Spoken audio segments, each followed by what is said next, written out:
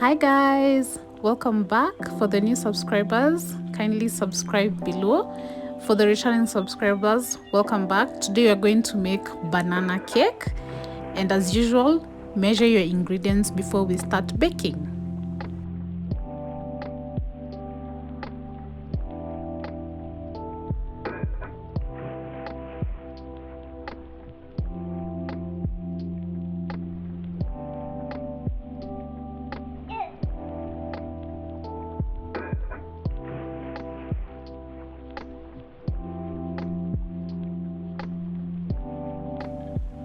For the ingredients, you're going to use 2.5 cups of self-raising flour, half a cup of sugar, 4 eggs, half a cup of sunflower oil, 5 to 6 bananas.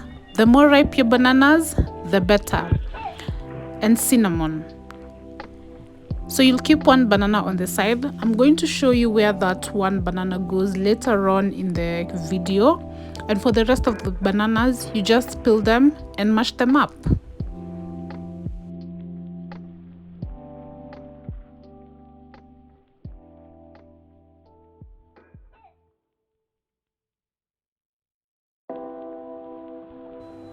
When you're mashing your banana cake, leave a little room for banana chunks in them. That way when you're baking your cake, it makes it more flavorful, and you just have a little bit of banana chunks in your baked cake.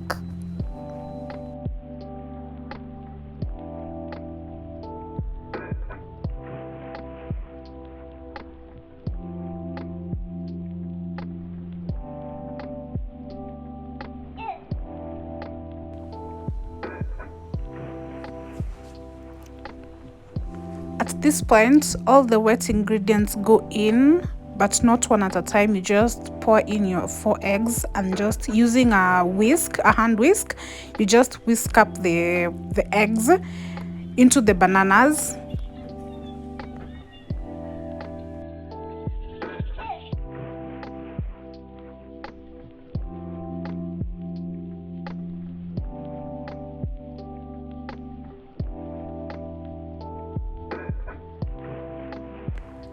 When you're done with your eggs, put in your sugar and just whisk them up until the sugar is well incorporated into the mixture.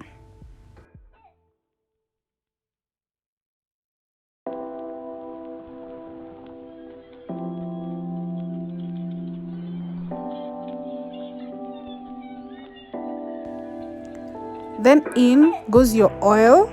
I like using sunflower oil. It just gives more fluffiness to the cake, the air bubbles, and your cake just becomes more fluffier. And after putting in your oil, you just mix until everything is well incorporated and your mixture looks more creamy.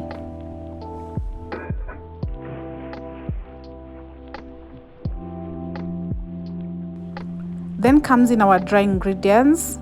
The first batch, I like putting it when it's plain so that I can just kind of mix everything together. Then the remaining batch is what I put my 2 tablespoons of cinnamon powder. Then the cinnamon powder and the flour comes in later after this one is well incorporated.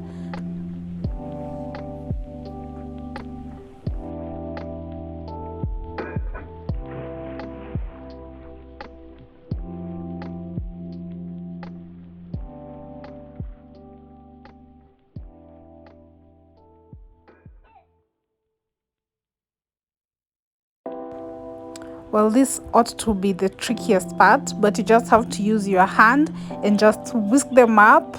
It might look lumpy at first, but as you continue mixing it, it kind of gets together and everything becomes smoothie and silky. Then you just finish up with your last batch of flour and everything comes together very nicely.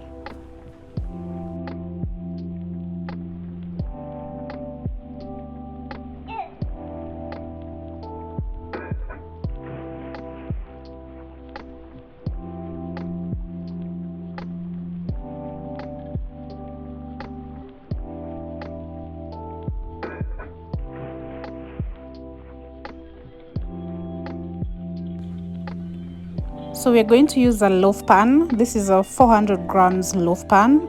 Always line your baking pans with either parchment paper, or you can smear margarine on them and just like sprinkle a little bit of flour.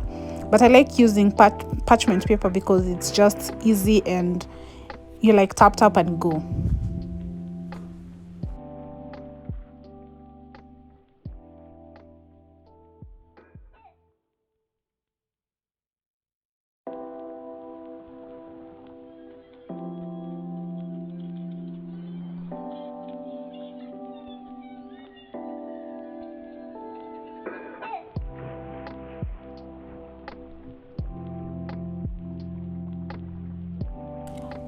Well, you remember the banana we kept aside? You're going to peel that. We didn't eat it. It's for the cake. So you're going to peel the banana and you're going to slice it into however portions you like. I like slicing mine into fours, like from all the way top to the bottom, so that I can just like garnish my cake before it goes into the oven. It kind of adds more texture to your cake, like on top, because we're not going to sprinkle icing sugar on the cake, so it's going to have little chunks of banana on top of them. So just slice your bananas and place them on top of the cake batter before it goes into the oven. You can line them up, just line them up very nicely. It's almost like garnishing. Yeah, it is garnishing.